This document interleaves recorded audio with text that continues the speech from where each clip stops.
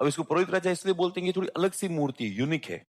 कुछ मूर्तियां मिली है, उनमें सबसे खास इसको माना गया है। अब आप लोग अलग इसको देख कर कहोगे सर इतनी तो कोई खास है भी नहीं। पर सबसे इंपॉर्टेंट बात है 4,500 साल पुरानी है, इसलिए इसका महत्व क्या हो जाता है, बढ़ जाता है। कोई भी चीज यदि 80 साल 100 साल पुरानी भी होती तो भी उसका भी महत्व बढ़ जाता है। तो उस जमाने में ऐसी मूर्ति बनाई। अभी मूर्ति बनाई थी तो इसको ये माना गया कि थोड़ी यूनिक है। यूनिक क्यों है? क्योंकि इसके ऊपर थोड़ा अच्छे से काम किया गया है।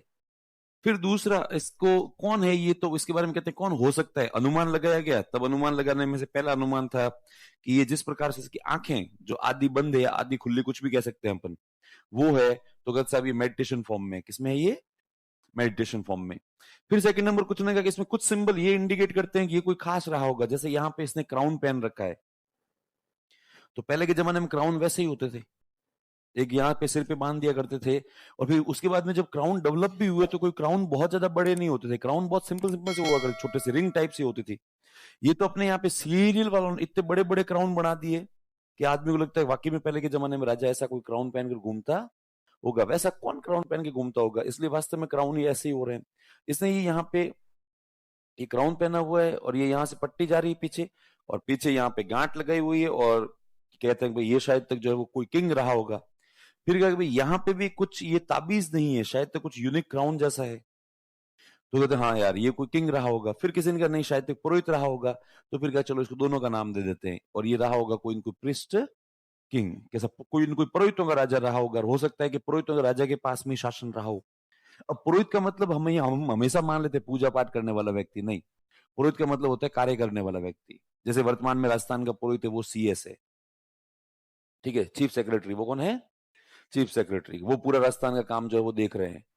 तो एक्चुअली पुरोहित का मतलब कोई हवन करने वाला व्यक्ति नहीं होता, पुरोहित का मतलब होता है कार्य करने वाला व्यक्ति। हम लोग वर्तमान में लैंग्वेज के मामले में बहुत ज्यादा दिग्भ्रमित हो गए हैं। हम कह रहे हैं कि ये आदमी यज्ञ करता है, तो हम यज्ञ का मतलब यही मान लेते हैं।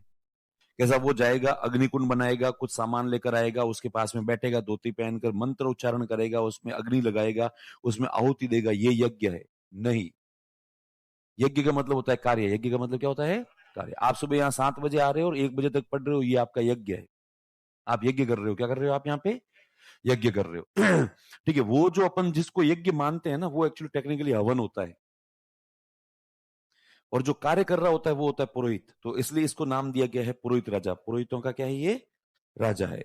फिर कहा कि भाई ये बाकी पुरोहित राजा ही रहा होगा, क्योंकि बाकी वाली मूर्तियों की तुलना में इस मूर्ति के ऊपर बहुत अच्छे से काम किया गया है। दाढ़ी है तो दाढ़ी को बहुत अच्छे से आर्टिस्ट ने बनाया है। आर्टिस्ट को पता है यदि मैंने ये मूर्ति सही नहीं बनाई तो पुरोहित राजा नाराज हो सकता है और मुझे पनिशमेंट के रूप में सजा दे सकता है। फिर इसने जो शॉल ओढ़ रखी, उस शॉल का पर्पस भी कोई है ना, सर्दी से बचना नहीं है। वो केवल इसने हाफ शोल्डर ओढ़ रखी है उसको। ये लोग ऐसा अक्सर फैशन दिखाने के लिए करते हैं कि भाई कहीं भी इधर उधर शादी ब्याह में, फंक्शन में वगैरह जाते हैं, पार्टी वार्टी में जाते हैं, तो हाफ शोल्डर ऐसे अच्छी सुंदर सी एक शॉल अपने यहाँ पे शरीर पे डाल के क्या है चले जाते हैं। फिर सबसे मेन बात है, हिस्ट्री में चीजें ऐसे आती है। अब आपके एक कोटेशन आएगा कि मौर्य काल में पहली बार भारतीयों ने कशीदाकारी का कार्य सीखा। ये कथन सत्य है या असत्य है? असत्य है, क्योंकि हमारे पास मौर्य काल से पहले के एविडेंस है। अब वो एविडेंस कब है तो वो आपको याद करने पड़ेंगे। अब कई बार स्टूडेंट कहते हैं सर ये तो नोट्स में कहीं था ही नहीं मौर्य काल में कशीदाकारी के बारे में। तो नहीं, डायरेक्ट अपन लिख ही नहीं सकते, हिस्ट्री में इतनी सारी बातें हैं, वो आदमी को रिकॉल करनी पड़ती है कि क्या वाकई में मौर्य काल में कशीदाकारी उससे पहले है क्या कहीं पर एविडेंस। तब आदमी याद करता है, तब कहता है हाँ यार है ना, सिंधु घाटी सभ्यता में एविडेंस मिल रहा है कि इसने ये इसके ऊपर कशीदाकारी मतलब किया हुआ है, जो भारतीयों की शुरू से मतलब फेमस चीज रही है, 3 पत्ती वाली कशीदाकारी करना। आज भी अपने यहाँ पर महिलाएं, जो भी कोई भी लड़कियां या कोई भी लड़के यदि कशीदाकारी सीखते हैं, सबसे पहले यही बनाते हैं 3 पत्तियां, क्यों, यही सबसे आसान रहता है। ठीक है, तो यहाँ पर भी 3 पत्तियों वाली कशीदाकारी की इसने शॉल क्या है, ओढ़ रखी है। फिर इसे ये भी मतलब सब पता लगता है उस जमाने लोग ईमानदार बहुत थे। इस आर्टिस्ट ने पूरा ध्यान दिया इस मूर्ति को सुंदर बनाने के लिए, लेकिन बाल उठने की समस्या आज भी है, बाल उठने की समस्या पहले भी थी। ये पुरोहित राजा भी था तो टकला ही था, तो ये क्या है, टकला है। बीच में इसने बाल नहीं दिखाए, बाकी वाले पूरे बाल उसने बहुत ढंग से दिखाए देख, लेकिन यहाँ बीच में इसने बिल्कुल क्लीन कर दिया कि नहीं भाई। और पुरोहित राजा साहित्य के उसमें पुरोहित राजा ने जो मान लिया होगा, कहा भाई हूं तो हूं। फिर ये कहते हैं मूर्ति बहुत ही अजीब सी है। वर्तमान में कुछ लोग कहते हैं सर इसको देख के हमें तो मोदी जी की याद आती है। ठीक है। कुछ लोग कहते हैं साहब इसको देखकर तो हमें जो अमित शाह की याद आती है, तो फिर मैं तो कहता हूँ आप जिस नजरिए से देखोगे वो आपको नजर आएगा। तो ये पुरोहित राजा है। आपको किसकी याद आती है? हाँ, दोनों के मिले जुले प्रश्न ये है कि ये लॉस्ट फैक्स कास्टिंग टेक्निक क्या होती है। तो उस जमाने में टेक्नोलॉजी नहीं है, कोई भी मशीनरी नहीं है। अब आपको एक मूर्ति बनानी है, तो मूर्ति बनाने का एक ही तरीका प्रचलित था, और वो था लॉस्ट वैक्स कास्टिंग। क्या था? Lost wax casting. Lost wax casting का मतलब ये है कि आपको जैसी मूर्ति बनानी है, मेटल की बनानी है, ठीक है, तो अब आप बिना मशीन के तो बना नहीं सकते। इसलिए सबसे पहले आरंभ के अंदर आदमी मूर्ति बनाता था जो मोम की। मोम का एक बड़ा सा ब्लॉक ले लिया, और मोम के ऊपर क्या है कि चाकू से या किसी भी नुकीली चीज से काम करना क्या रहता है, आसान रहता है। तो जब इससे स्क्रैच कर करके आपने उसकी एक मूर्ति बना दी। अब आपको जैसी मूर्ति चाहिए थी वैसी मूर्ति है आपके पास में, लेकिन किस चीज की बनी हुई है? वो मोम की बनी हुई है। फिर आपने क्या किया, तालाब में से गीली मिट्टी निकाली, चिकनी मिट्टी निकाली, उसके ऊपर पूरा लेप कर दिया, और लेप करके उसके ऊपर पत्ते लगा दिए, पत्ते लगा के और लेप कर दिया, और उसको हल्का हल्का सा बांध दिया सब जगह से। ऊपर एक छेद रखा हल्का सा, ठीक है, उस मूर्ति में।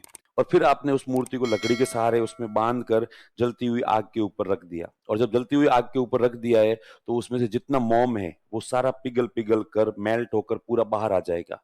अब जब बाहर आ जाएगा, अब आपके पास में एक खाली खांचा है, उसमें मोम कुछ भी नहीं है। अब चूंकि वो खांचा है, अब आप कोई भी मेटल उसको गर्म करोगे, और गर्म करके उस वो जो छेद था ऊपर, उसमें से उसमें डालते जाओगे, और पूरा उसमें एडजस्ट करवा के फिर उसको मतलब ठंडा करने पर ऊपर वाला जो मिट्टी का और पत्तों का कवर है उसको तोड़ के साइड में कर दोगे, तो अब आपके आगे मूर्ति बनकर क्या है, तैयार है। अब आप उसमें थोड़ी बहुत फिनिशिंग वगैरह जो भी करनी है तो वो आप कर दो। बस वही होती थी लॉस्ट वैक्स कास्टिंग टेक्निक। आज भी साउथ इंडिया में होती है, ठीक है, अपने यहाँ पर तो नहीं होती, इसमें हालांकि फोटो तो नहीं है। ठीक है, तो वो लॉस्ट वैक्स कास्टिंग में से यूं खांचे टाइप से बनाए जाते हैं। तो बस यही वो तकनीक से बनी हुई है। अब ये जो मूर्ति है वो इतनी कोई बहुत ज्यादा सुंदर भी नहीं है, पर इसके लिए पता है इंडिया और पाकिस्तान आपस में लड़ रहे हैं। और फिर वापस वही वाली बात है, क्यों लड़ रहे हैं? क्योंकि सब 4,500 साल पुरानी है।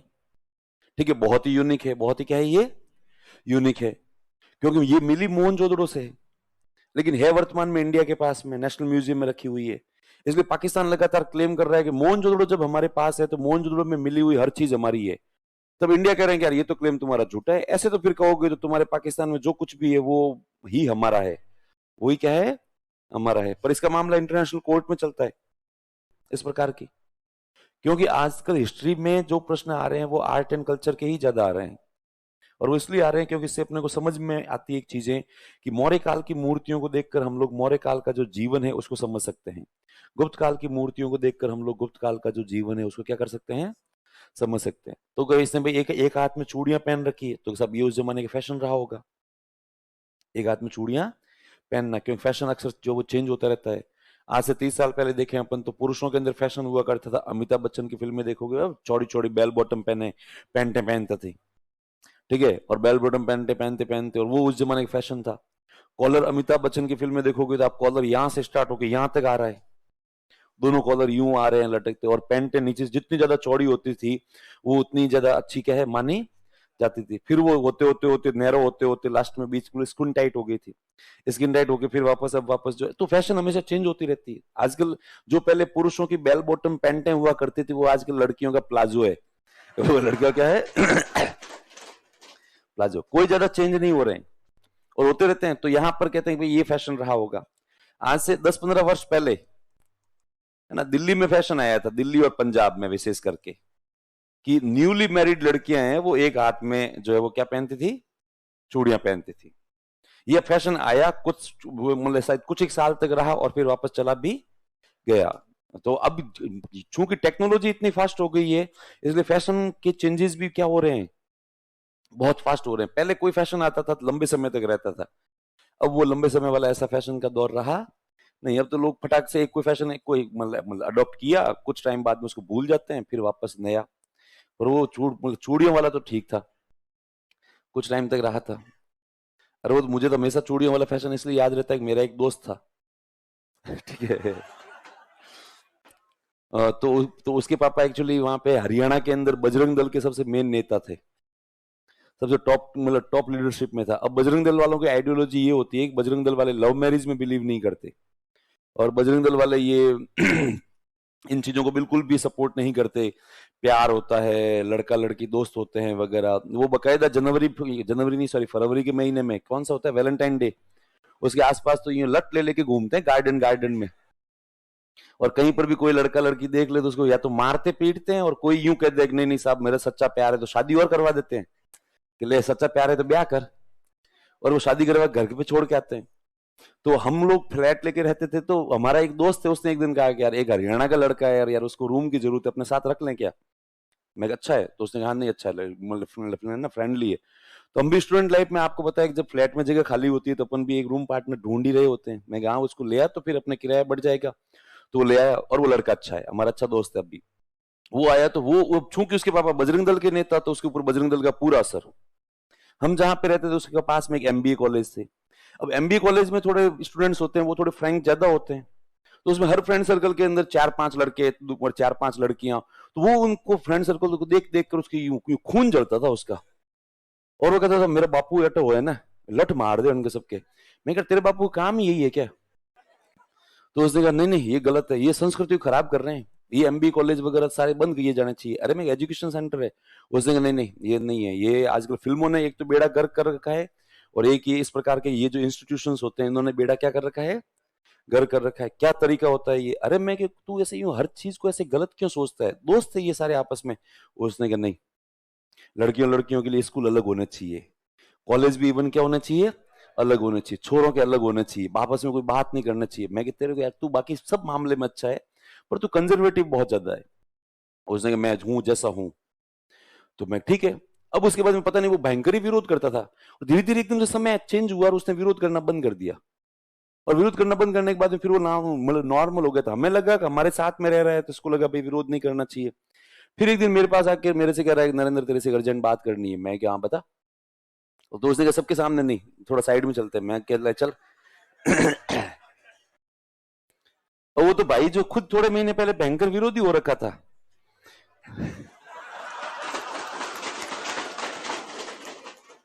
वो आया मेरे पास है, मेरे को ले चल अपन बात करते हैं। मैं हाँ बता मैं क्या है। तो उसने कहा कि क्या बताऊं। मैं कि वो तू बता। तो उसने कोई 5-10 मिनट माहौल बना, क्या बताओ, अरे मैं फटाफट बता यार। उसने कहा नहीं यार तू हंसेगा, रहने देते। तो मैं चल ठीक है रहने देते। उसने कहा नहीं नहीं सुन मेरी बात। तो मैं हाँ बता तो क्या है। उसने कहा हंसेगा तो नहीं। मैं कहा नहीं, इन सबको कहेगा तो नहीं। मैं कि वो तो मैं देखूंगा, अब तू पहले बता। तो उसने कहा कि यार एक छोरी है। अब वो हरियाणा का था, तो हरियाणा में लड़के को क्या बोलते हैं, छोरी। एक छोरी है। मैं कहा तो क्या यार उससे शादी करनी है। मैं ये भगवान तू तो कह रहा है तेरे यार तेरे पापा बजरंग दल है। उसने यही तो प्रॉब्लम है, दुख यही पे आके अटका हुआ है पूरा। नहीं मैं कि वो तो ठीक है छोरी भी है, तेरे को उससे शादी भी करनी है, पर क्या उस छोरी को भी तेरे से शादी करनी है? उसने कहा हाँ। मैं क्यों यार, तब तो मैं क्यों, उसकी चॉइस तो खराब ही है वैसे। उसने ऐसे मजाक मत कर। तो मैं कहा मैं क्या है तो बता ना। तो ये बात मुझे क्यों बता रहा है? उसने कहा मैं क्या करूं बता, मैं क्या करूं। मैं देख भाई ये बहुत गलत बात है, ये ऐसे नहीं करना चाहिए। उसने कहा क्यों नहीं करना चाहिए यार? मैं कि तू बिल्कुल ही चेंज हो गया। तो उसने कहा मैं देख मैं तू तो हरियाणा का है, हरियाणा में होती है ऑनर किलिंग। हरियाणा में जब लड़के और लड़की यदि भाग के शादी कर लेते हैं, सबसे पहले पीटे जाते हैं दोस्त। ठीक है, क्योंकि उनको पता है कि लड़का लड़की भाग के शादी करते हैं तो उसमें सहायता कौन करते हैं, दोस्त करते हैं। इसलिए सबसे पहले दोस्तों को उठाया जाता है, और दोस्तों को उठा के पीटते हैं बताओ कहाँ है। तो मैं तू भाई सबसे पहले तो एक काम कर, फ्लैट खाली कर। ठीक है, उसके बाद में तेरे को जो करना है वो करना, हम यहाँ पढ़ने के लिए आए हैं, हम यहाँ इस प्रकार की बात। तो उसने कहा नहीं नहीं वो सब छोड़, मजाक छोड़ यार। मैं तो मैं चलो ठीक है हाँ क्या है। तो उसने कहा कि भाई ऐसे क्या, तो मैं क्या प्रॉब्लम क्या है। उसने यार प्रॉब्लम मेरी फैमिली की है, लड़की की फैमिली बहुत एडवांस है। वो तो लड़की ने कहा मैं तो जब भी घर पे पापा मम्मी को इन्फॉर्म करूंगी तो वो तो मान जाएंगे लव मैरिज के लिए, पर मेरे पापा नहीं मानेंगे यार, मेरे पापा मुझे मार के फेंक देंगे। मैं वो तो है ही, जिस हिसाब से तूने उनका डेकोरम बना रखा है कि मेरे पापा ऐसे यूं करते हैं, मेरे पापा वो करते हैं। उसने कहा क्या करे। तो मैं कि कोई नहीं, मैं कि जाके घर में कोई तो ऐसा होगा जो तेरी बात समझ सकता है, तेरे मम्मी भैया भाभी। उसने कहा हाँ मैं करता हूँ। तो वो घर पे गया, उसने जैसा सोच रखा था बिल्कुल उसका उल्टा हुआ। वो गया और उसने जाके शायद तक अपने भाई से और अपनी बहन से और अपनी मम्मी से बात करी तो उसके शायद घर वाले बहुत स्मार्ट थे। उन्होंने उसके पापा को बुलाया और कहा कि देखो लड़का जो है वो लव मैरिज करना चाहता है और अपने रोकेंगे तो, आजकल के लड़के होते हैं इनका कोई भरोसा नहीं होता है। ठीक है। उसके पापा ज्यादा स्मार्ट थे, मैंने हालांकि उनको आज तक देखा नहीं।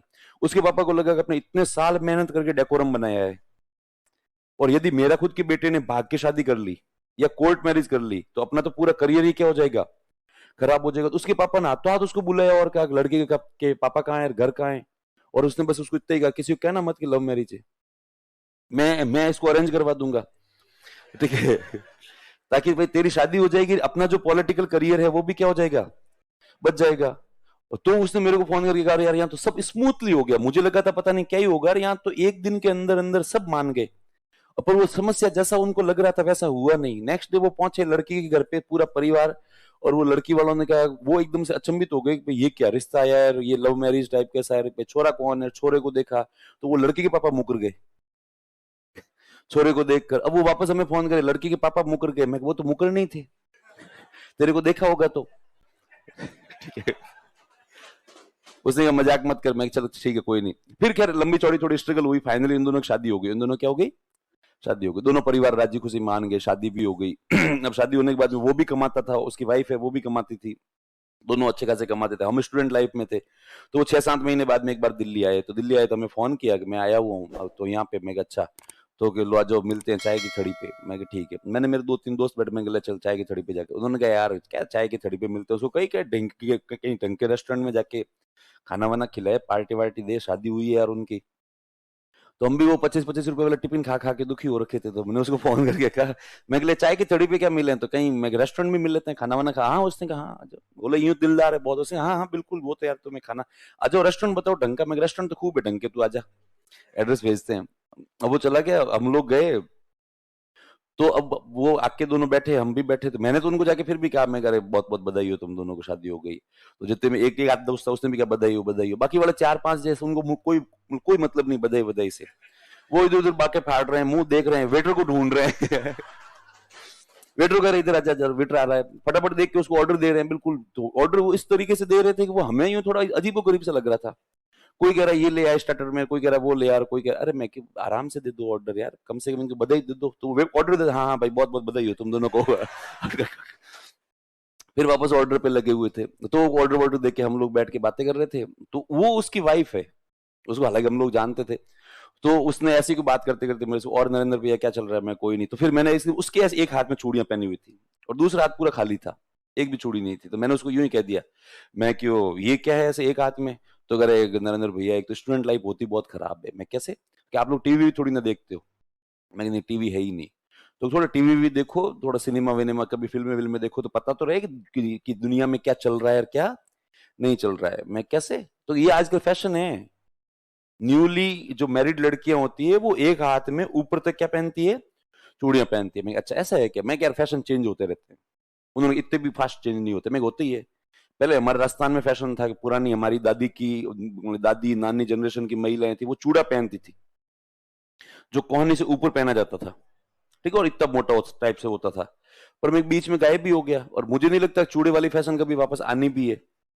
वो तो गया तो गया, तो उन्होंने कहा हाँ पर ये आजकल फैशन है। तो मैं अच्छा है, मैं नहीं पता। फिर एक्सीडेंटली मेरे मुंह से एकदम से यूं जो मैंने पूछ लिया, तो मैं इस फैशन में फिर क्या होता है, एक हाथ में यहां तक चूड़ियां होती है और दूसरा हाथ पूरा खाली। उसने हाँ दूसरा हाथ खाली ही रहता है, तो मैं क्यों, अरे आजकल लव मैरिज वगैरह ज्यादा होती रहती है, तो ये इन जैसों को जपीड़ने के लिए चाहिए एक हाथ खाली। अब उसने इस तरीके से जपीड़ने का मतलब होता है पीटना, हरियाणा में कि पीटना। उसने कहा आजकल लव मैरिज वगैरह ज्यादा हो रही थी, एक हाथ तो फिर खाली चाहिए ना, ताकि इसको मतलब पीटने के लिए। अब उसने जिस शैली में कहा था, तो हम तो हंसे जो हंसे, हमारे आसपास बैठे हुए जितने लोग थे ना, वो भी भयंकर हंस लिए। वो असली तो हमारा वो दोस्त था, वो एकदम से यूं अपसेट हो गया, और वो तो हमें हंसे हंसे रोक के मैंने कहा सॉरी सॉरी, और वो भयंकर ही नाराज हो गया। बस बात इतनी सी थी, वो आज भी नाराज है। और वो एकदम से नाराज हुआ, और वो अब इधर क्या मामला एकदम से पहले हंसी भरा चल रहा था, फिर एकदम टेंशन वाला हो गया। अड़ोस पड़ोस में बैठे हुए लोग थे, वो भी सारे चुप हो गए, सब अपने अपने खाने पे फोकस करने लगे। वो थोड़ी देर तो यूं मतलब है ना, एक आध मिनट तो इधर उधर देखता रहा, फिर वो सीधा अपनी मतलब अपनी खुद की वाइफ की तरफ मुड़ा और कहा ये क्या तरीका होता है बोलने का। तब उसकी वाइफ ने कहा नहीं सॉरी, मेरे कहने का मतलब ऐसा। उसने कहा नहीं नहीं ऐसे कैसे कहा तूने। तो अब वो हस्बैंड वाइफ दोनों आपस में लड़ने झगड़ने लग गए वही रेस्टोरेंट के अंदर ही। वो आराम से कोई 5-10 मिनट तक लड़े। 10 मिनट तो अपन आराम चुपचाप बैठे बैठे देखते रहे। मैं आपस का मामला है, सुलटा ले तो ठीक ही है, अपन क्यों बीच में एंटर करें। फिर वो कुछ मतलब मामला ज्यादा ही बढ़ रहा था, अब उसकी वाइफ उसको बार-बार बोल रही थी, "अरे सॉरी, मेरे कहने का ऐसा कोई इंटेंशन नहीं।" उसने कहा, "नहीं, इंटेंशन नहीं थे। तू क्या जो प्रूव करना चाहती है मेरे दोस्तों के सामने? तू मुझे पीटती है और मैं तेरे से डरता हूँ।" उसने कहा, "नहीं, मैंने ऐसा नहीं कहा कि मैं कोई तुझे पीटती हूँ, मैं कोई तू और तू कोई मुझसे डरता है। जस्ट मज़ाक थी, मज़ाक में कह दिया यूँ ही, क्योंकि सिंपल सा प्रश्न पूछा कि एक हाथ खाली क्यों है? तो मैंने अब कोई न कोई जवाब तो देना ही था। इसलिए मेरे मुँह से ऐसा जवाब निकल गया कि भई एक हाथ जो है मतलब सब चलाने के लिए चाहिए होता है, किसी को पीटना-वीटना ऐसे कहते उसने कहा नहीं। और वो थोड़ी देर और झगड़ा करे, फिर मैंने कहा, "अरे! मैं भाई क्यों मैं नाराज़ हो रहा है? इतना छोटी-सी बात है।" उसने कहा, "नहीं, छोटी-सी बात क्या है? आज तुम लोगों के आगे कहा है, कल को मेरे जो वो पेरेंट्स के आगे कहेगी, परसों इसकी हिम्मत होगी तो मुझे पीटेगी।" मैं कहा, "तू कुछ फ्यूचर ज़्यादा नहीं देख रहा है? इतना भी मत।" तो उसने कहा, "नहीं।" फिर वो थोड़ी तो मैंने उसको कहा, "अरे! मैं सॉरी।" तो फिर वो मेरे से एकदम झगड़ने लग गया। "तुम लोग हँसे कैसे?" मैं कहा, "यार हँसने वाली बात थी तो हँस लिए।" तो फिर मेरे दोस्त बाकी वाले मेरे कह रहे, "इतना भी क्या इससे सॉरी बोलना है तभी यार, ये यूँ ही कोई थोड़े जो है वो बहुत ज़्यादा एक्स्ट्रा ही कर रहा है, रिएक्ट कर रहा है।" अरे मैं ऐसा कुछ नहीं है। तो उन्होंने कहा, "नहीं, नहीं, इससे भी क्या।" अरे मैं नहीं, नहीं ऐसे नहीं होता, सॉरी बोलो यार, आखिर खाने-वाने की पेमेंट तो यही करेगा लई, ठीक है? अभी नाराज़ होके उठ के चला गया तो तुम लोगों ने ये भीख मंगों की तरह जो इतना सारा ऑर्डर दिया है, ये सारा खाना भी आ जाएगा और ये यदि जो नाराज़ होके चला गया, तो अपने तो पूरे 1 महीने का ही बैलेंस क्या हो जाएगा? खत्म हो जाएगा। तो अगर फिर बात तो खत्म हो गई, पर मुझे वो एक चूड़ियों वाली एक हाथ वाली बात हमेशा क्या रहती है? याद रहती है। अभी भी उससे बात होती है, पर अभी भी उसके मुँह थोड़ी नाराज़गी रहती है। ठीक है? तो ये त्रिभंगा शैली है। कौन सी शैली है ये? त्रिभंगा।